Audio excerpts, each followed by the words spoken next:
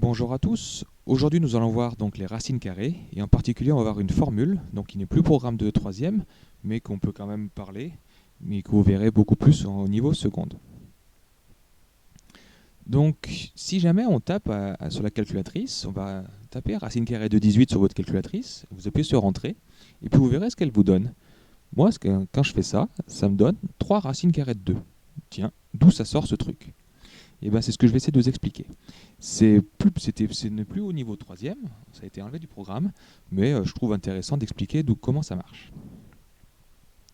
Donc, ça vient d'une formule qui dit que racine carrée de a fois racine carrée de b, et ben, c'est racine carrée de a fois b. Donc cette formule, vous la verrez en classe de seconde, mais on va l'utiliser, on va essayer de voir un peu comment ça marche. Donc par exemple, si je veux calculer racine carrée de 3 fois racine carrée de 27, pour l'instant, on ne peut rien faire, parce que 3 et 27 ne sont pas des carrés parfaits. C'est-à-dire que je ne connais pas du tout la racine carrée de 3 et la racine carrée de 27. Je n'ai aucune idée de combien ça fait. Par contre, en utilisant la formule, pour le nombre petit a égale à 3 et le nombre petit b égale à 27, je peux tout passer sous la racine carrée. Donc ça fait racine carrée de 3 fois 27. Donc 3 fois 27, je peux l'effectuer maintenant qu'ils sont ensemble, ça fait racine carrée de 81. Et racine carrée de 81, ça c'est un carré parfait. Quel nombre carré positif fait 81? Ça fait 9. Donc en fait, racine carrée de 3 fois racine carrée de 27, ça fait 9. Donc en utilisant la formule. On peut faire un deuxième exemple. Racine carrée de 2 fois racine carrée de 50. Si vous voulez mettre pause et essayer, vous allez vite y arriver.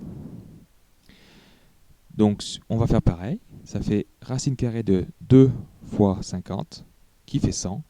Et racine carrée de 100, ça fait 10. Donc, racine carrée de 2 fois racine carrée de 50, qui ne me parlait pas du tout, ça fait 10 tout rond. Alors, on va faire un exemple un peu plus compliqué maintenant. Ce qu'on a obtenu sur la calculatrice, on va essayer de voir d'où ça sort. Donc, la formule est toujours la même. Et si maintenant, j'ai 4 racines carrées de 3, mais ça correspond à quoi, ce 4 racines carrées de 3? Donc, je peux dire en fait que c'est 4 fois racine carrée de 3. C'est comme le signe multiplié qu'on a supprimé devant une parenthèse, pareil, on peut le supprimer devant une racine carrée. En fait, c'est 4 fois racine carrée de 3. Je vais essayer de transformer ce 4 sous forme d'une racine. Je vais essayer de chercher qui a pour racine carrée 4. Il suffit de prendre 4 au carré, 4 au carré 16. Donc en fait, 4, je l'ai remplacé par racine carrée de 16. J'ai rien fait de spécial. Racine carrée de 16 fois racine carrée de 3, ça fait racine carrée de 16 fois 3, qui fait racine carrée de 48.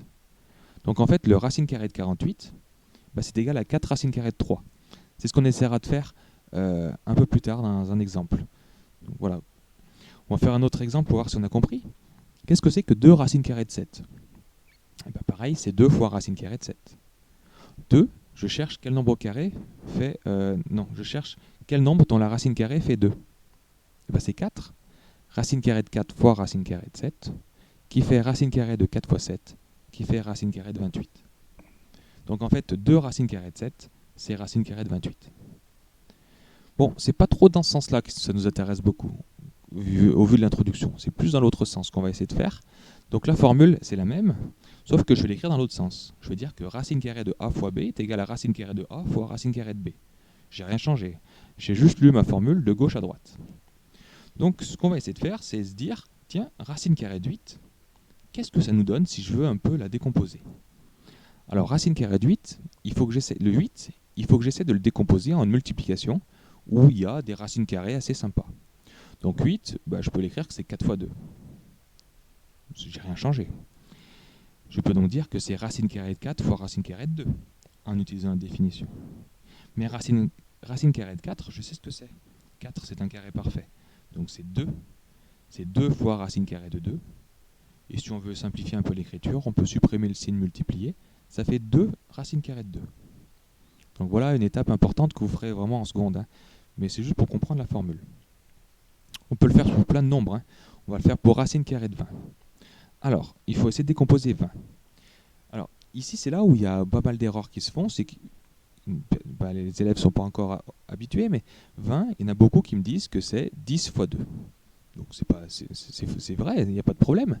Mais le problème, c'est que si jamais je veux faire comme l'exemple précédent, je ne connais ni la racine carrée de 10, ni la racine carrée de 2. Donc c'est peut-être pas 10 fois 2 qu'il faut que je fasse. Il faut que je trouve une multiplication, pour que je décompose 20, avec des carrés parfaits. Les carrés parfaits, je les ai vus dans une précédente vidéo, c'est tous les nombres dont le carré est un nombre entier. Donc il y a 0, 1, 4, 9, 16, 25, etc. Donc il faut essayer de trouver des multiplications avec ces nombres-là pour que la racine carrée se simplifie. Et bien 20, c'est plutôt 4 fois 5. Et comme il y a eu 4 dedans, ça m'intéresse.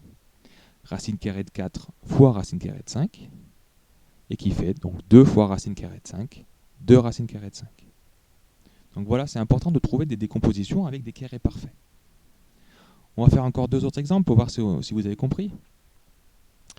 On va essayer de faire avec racine carrée de 45. Alors, racine carrée de 45, on va le décomposer. Il est dans la table de 9, et 9, ça m'intéresse bien, qui est du 9, c'est 9 fois 5. C'est égal à racine carrée de 9 fois racine carrée de 5, qui est égal à 3 fois racine carrée de 5, 3 racine carrée de 5.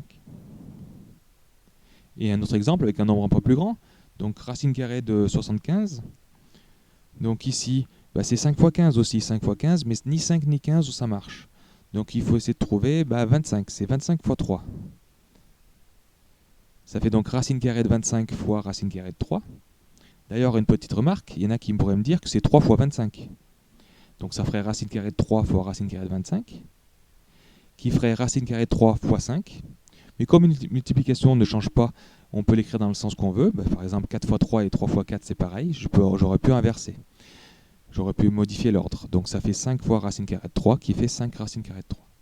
Donc voilà, c'est une propriété qui est assez importante. Vous en verrez d'autres avec des quotients, mais je ne vais pas aller trop loin. Je vais rester niveau 3e.